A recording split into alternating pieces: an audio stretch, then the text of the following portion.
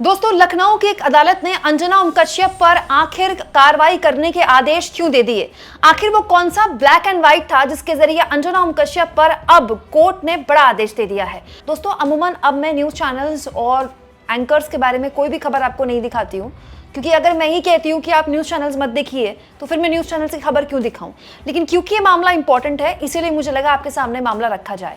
दोस्तों, अंजना ओम कश्यप सुधीर चौधरी के आज तक जाने के बाद ब्लैक एंड व्हाइट की एंकर हो गई हैं। हालांकि एंकर बदला, लेकिन जो नफरत थी उस शो में उसमें कोई कमी नहीं आई है। लेकिन 15 अगस्त की एक रात पहले यानी कि 14 अगस्त को अपने शो में अंजना ओम कश्यप ने कोई ऐसा ब्लैक एंड व्हाइट कर दिया जिसको लेकर अब लखनऊ की एक अदालत ने आदेश दे दिया है कि अंजना ओम कश्यप पर कार्रवाई की जाए। अंजना ओम कश्यप पर शिकायत दर्ज करने का निर्देश लखनऊ की एक अदालत ने दे दिया है। ये अभी मैं बार एंड बेंच की खबर आपको दिखा रही हूँ। ये देखिए, साफ तौर पर इसमें लिखा है कि a court in Lucknow has directed the registration of complaint case against आज तक एंकर अंजना ओम कश्यप। आज तक की एंकर अंजना ओम कश्यप पर शिकायत दर्ज करने के निर्देश दे दिए गए हैं लखनऊ की अदालत द्वारा। तो अब आप कहेंगे मामला क्या है, कौन से केस को लेकर ये मामला हो रहा है? दोस्तों, दरअसल पूर्व आईपीएस अधिकारी अमिताभ ठाकुर, जो कि अब अपना एक राजनीतिक दल चलाते हैं, उनका नाम है आज़ाद अधिकार सेना, उन्होंने अंजना ओम कश्यप के खिलाफ दरअसल इस पूरे मामले में शिकायत दर्ज करवाई थी, परिवाद दर्ज करवाया था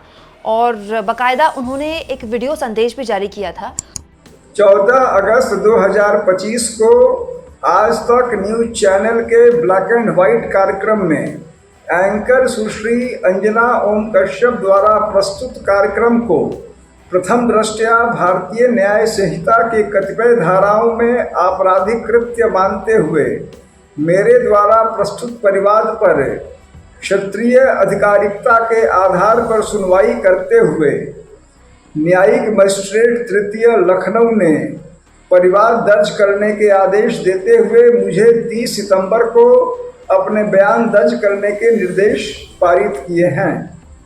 हुआ यह था दोस्तों कि 14 अगस्त की रात, मतलब 15 अगस्त की पूर्व संध्या पर अंजना ओम कश्यप ने ब्लैक एंड व्हाइट किया था और उनके शो का नाम था भारत विभाजन का मकसद पूरा क्यों नहीं हुआ। ये कार्यक्रम का नाम था। बेसिकली अंजना ओम कश्यप अपने कार्यक्रम के जरिए बता रही थी कि इतने हिंदू गए, इतने मुसलमान गए जब विभाजन हुआ, भारत को आज़ादी मिली और पाकिस्तान बना।